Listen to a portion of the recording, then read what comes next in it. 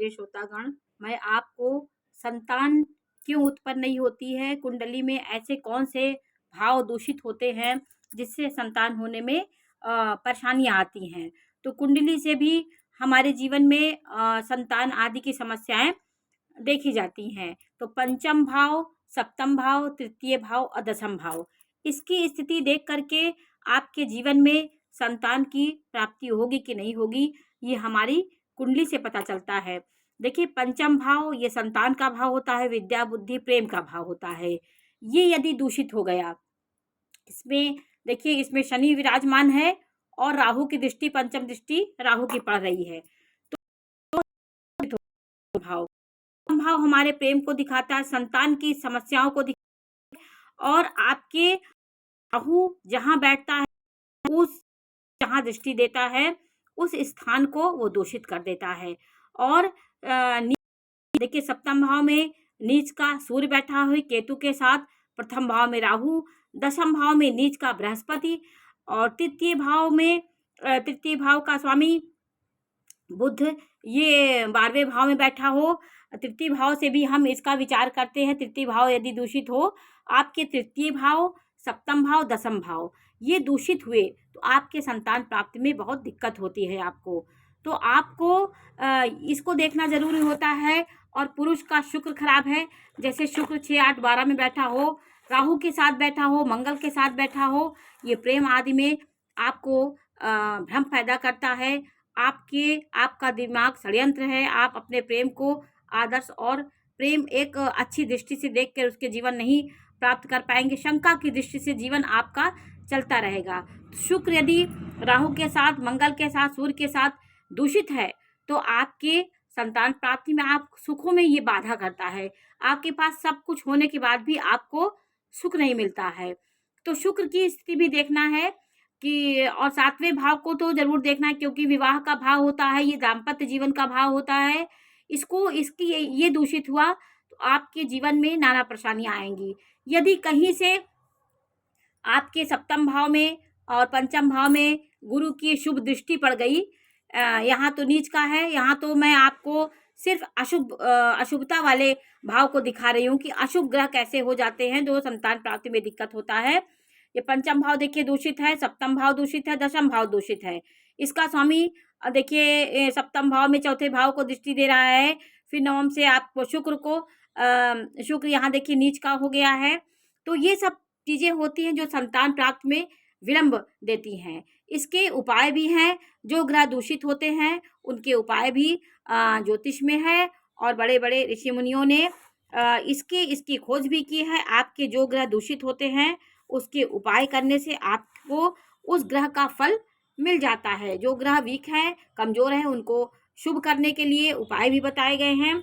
आपको संतान प्राप्ति नहीं हो रही है तो आपको सर्वप्रथम पति पत्नी मिलकर पीले आसन पर संतान गोपाल का अनुष्ठान कराएं आप। जैसे आपको संतान नहीं हो रही है तो संतान गोपाल का एक अनुष्ठान होता है, उसको आप महीने में 2 बार अवश्य कराएं। पंचम भाव कारक जो ग्रह होते हैं उसके उपाय कराएं। आपके पंचम भाव में कौन से ग्रह हैं इसको आप देख लें। यहाँ तो सूर्य है, आपका चंद्रमा भी हो सकता है।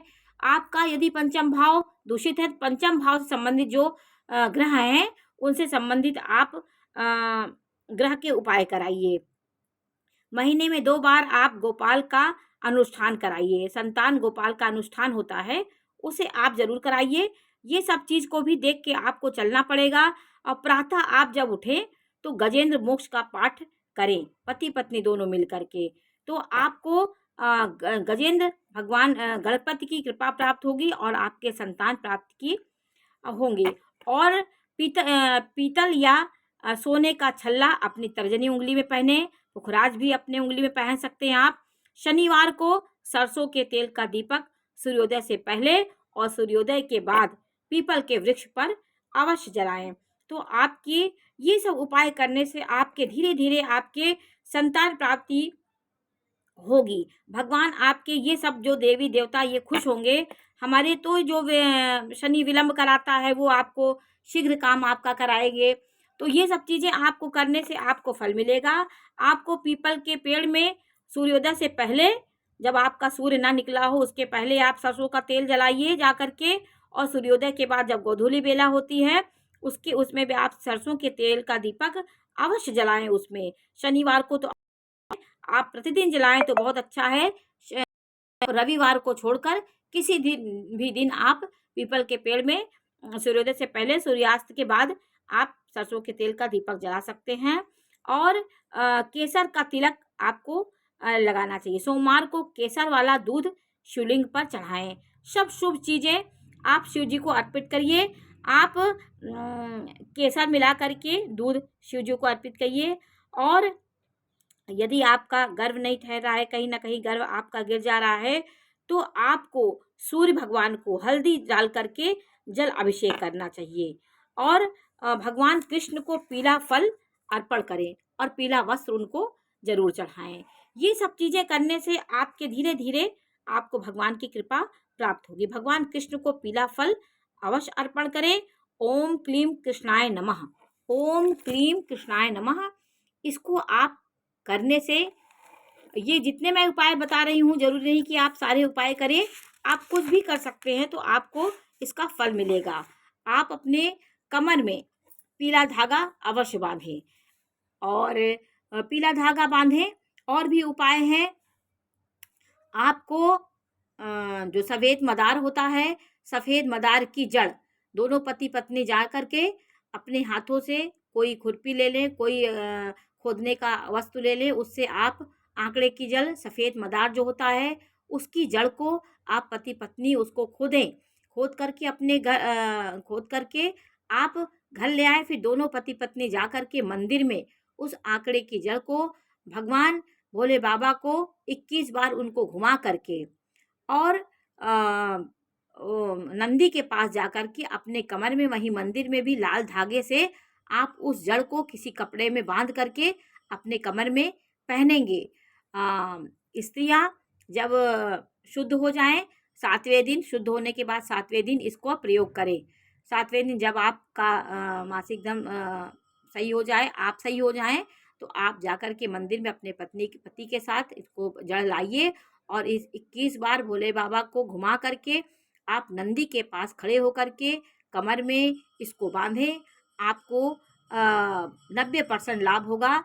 ये सब उपाय हमारे शिव पुराण में और इसका ऐसे ऐसे उपाय हैं कि जिसको आपको करने से आपको अवश्य लाभ होगा। और आप इसको बांधे रहिए। जब आपका गर्भ ठहर जाए तो आपको तुलसी मिश्री का भोग लगाइए और आप उनके तुलसी के पेड़ में लगातार जल डालिए। तुलसी जी के आशीर्वाद आप लीजिए, उसमें घी का दीपक जलाइए और तुलसी जी को शुक्रवार के दिन, सोमवार को घी का दीपक अवश्य जलाएं और तुलसी मिश्री का भोग अवश्य लगाएं। छल्ला पहने, गोपाल की फोटो अपने घर में रखें। अपने जहां आप शयन करते हैं वहां श्री छोटे गोपाल की, कृष्ण की छोटेपन की मूर्ति फोटो आप अपने कमरे में अवश्य रखें। ये सब आप करेंगे तो आपके उस चीज़ को, जिस चीज़ की आप प्राप्ति कर रही हैं, उनके जितने उपाय हैं आपको करना चाहिए। पंचम भाव का स्वामी शुभ भाव में विराजमान नहीं है तो भी संतान होने में आपको दिक्कत होती है। जैसे पंचम का स्वामी नीच का हो गया है, केतु के साथ बैठा, राहु की दृष्टि पड़ रही, तो भी आपको संतान होने में विलंब होता है। तो ये सब चीज़ें जो आपको बताई जाती हैं, आप इसको करेंगे तो अवश्य आपको फल मिलेगा। तो आप इन उपायों को करके आप लाभ प्राप्त कर सकते हैं। भगवान विष्णु को अगर आप व्रत रहते हैं तो कोई बात नहीं है। जिस दिन बृहस्पतिवार हो उस दिन आप पीला वस्त्र धारण करके भगवान श्री नारायण, श्री लक्ष्मी से संतान के लिए हाथ जोड़कर केले के वृक्ष में आप चने की दाल, गुड़ और एक मुनक्के और हल्दी डाल करके जल अर्पित करें। भगवान विष्णु भगवान संसार का पालन करने वाले ग्रह हैं, देवता हैं, वो आपको अवश्य आपको संतान की प्राप्ति कराएंगे। तो ये सब उपाय को आपको निरंतर करना है। आप श्रद्धा और विश्वास के साथ ईश्वर के समीप जाने से आपको सब चीज़ें प्राप्त होंगी। हमारे प्रारब्ध से ये सब जो विलंब होता है, देर होता है, ये सब चीज़ें हमारे जीवन में आती हैं, क्योंकि हमने जो भी हम बोए हैं वो मुझे काटना ही पड़ेगा। इसलिए जो भी समस्याएं आ रही हैं उनके निदान पे आप लग जाइए, उनके उपाय को आप करते रहिए, तो आपको अवश्य फल की प्राप्ति होती है। ये सब आपको करना पड़ेगा, क्योंकि बिना करे कुछ नहीं मिलता है।